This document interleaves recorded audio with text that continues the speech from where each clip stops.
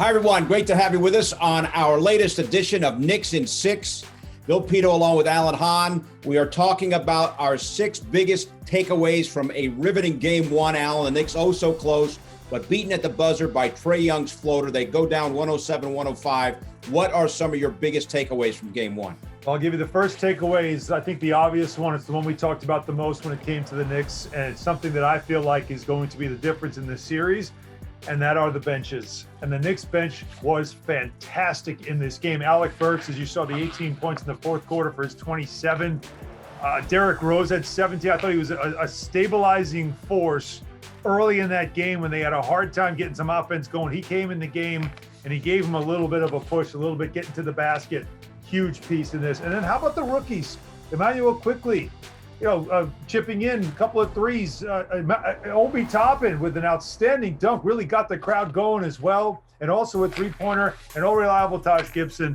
All he did was give you 9 rebounds, a steal, a block, 2 assists, just giving you everything he's got against a very tough cover in Clint Capella. So I think the bench is going to be a factor this whole series. They proved it in the first game, Bill. Indeed, Alan. The bench scored 64 points. The starters, 41 points. Key point that hasn't been talked about enough, in my opinion. Reggie Bullock did not hit a 3. Only 6 points for him in the game. And one of my major takeaways is that you got to get a 3 at least from Reggie Bullock. Alan, he had gone 26 straight games with at least one made 3. And last night, not a single made 3 from him in game 1. How about what we saw? We saw him dunk the basketball and not hit a 3. I don't think that's ever happened before in his NBA career. So that just shows you that. And you know what? That leads me into my next takeaway. And that involves Reggie Bullock, who's been Julius Randle's favorite target for this entire season. When you double, Reggie Bullock finds the way to get open, and he makes you pay for doing that. Didn't happen in this game. And Julius Randle suffered for it.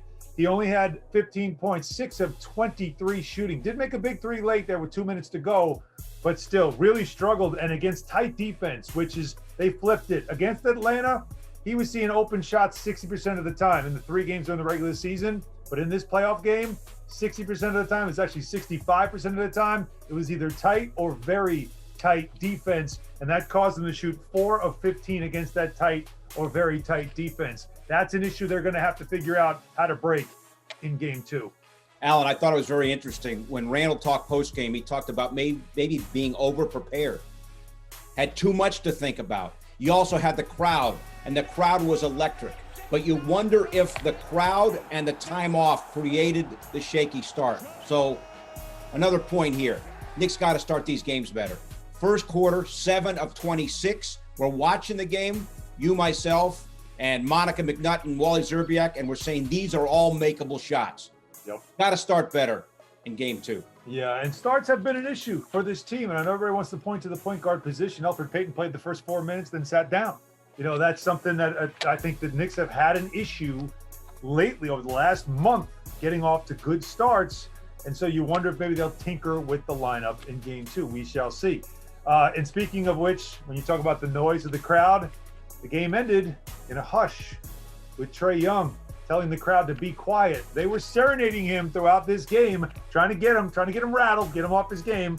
He was not rattled. He had himself a big game, a 30-10 game. The first time an opponent came into the Garden in a playoff game and had at least 30 points and 10 assists since Michael Jordan in 1989. Think about how long ago that was, and also think about the type of player he is. But Trae Young, I said it in the pregame, I said it during our preview, I'm going to say it again, Bill.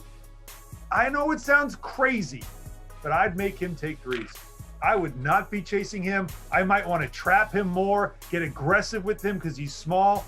The idea that you want to chase him around screens and get close to him so he can do what? Get those fouls. He 9 for 9 from the free throw line in the fourth quarter. He only took 3 threes in the game.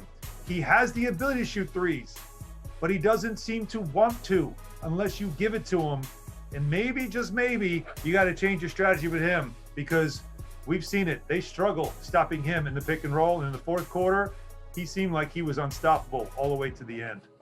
Young, 13 of his 32 in the fourth quarter. And you mentioned, hey, make him shoot the 3 ball. Alan, he only shoots 34% in his career from downtown. Since March 1st, 31% from 3-point range. So that suggests, maybe See if he'll get into jacking up some 40-footers and maybe it messes with them a little bit. We shall see. But we also don't want to get him to get hot from downtown because that could definitely work against you. Alan, another point from me, the point guard situation. Derrick Rose was very effective. You mentioned him as part of that great bench performance with 17 points, but he almost played 38 minutes. The starting point guard, Elfrid Payton, played only 8 minutes, a little bit in the first quarter, a little bit in the third quarter. One wonders, I know Frank Ntilikina was beaten there in the final sequence, but might it be a good idea potentially to put Frank in that starting lineup and give him Payton's minutes? Just a thought. Or start Derrick Rose. What's the difference between him starting the game and coming in 4 minutes into the game? What's the difference? If he's going to play 37 minutes, what's the difference? There's 2 days off between game 1 and game 2. Knowing you have Alec Burks and Emmanuel Quickley, who have both proven off the bench, they can score. They can both play the point guard position if they have to. It's not like you're missing a piece that can fill in the blanks. The Knicks had a chance to win that game. And that corner, we didn't talk about it. I'll tell you what, one more factor, I'll throw it in as an extra. That corner three by Bogdanovich, where RJ Barrett was just about to get that steal. We were all in the green room, Bill, and we were sitting there, I'm thinking, they're going to win this game. And then somehow, some way, that ball goes to Bogdanovich, not to RJ, and he makes a huge corner three to tie it. And of course, as we know, the rest is history. You know, it was a great game 1, a lot of storylines coming out of that. Game 2 Wednesday, our pregame's on at 7, game 7:30 on MSG. And as will be the case throughout the series, expanded post-game coverage on MSG after all the games, including on Wednesday night. Thanks for checking us out here on the latest edition of Knicks and 6.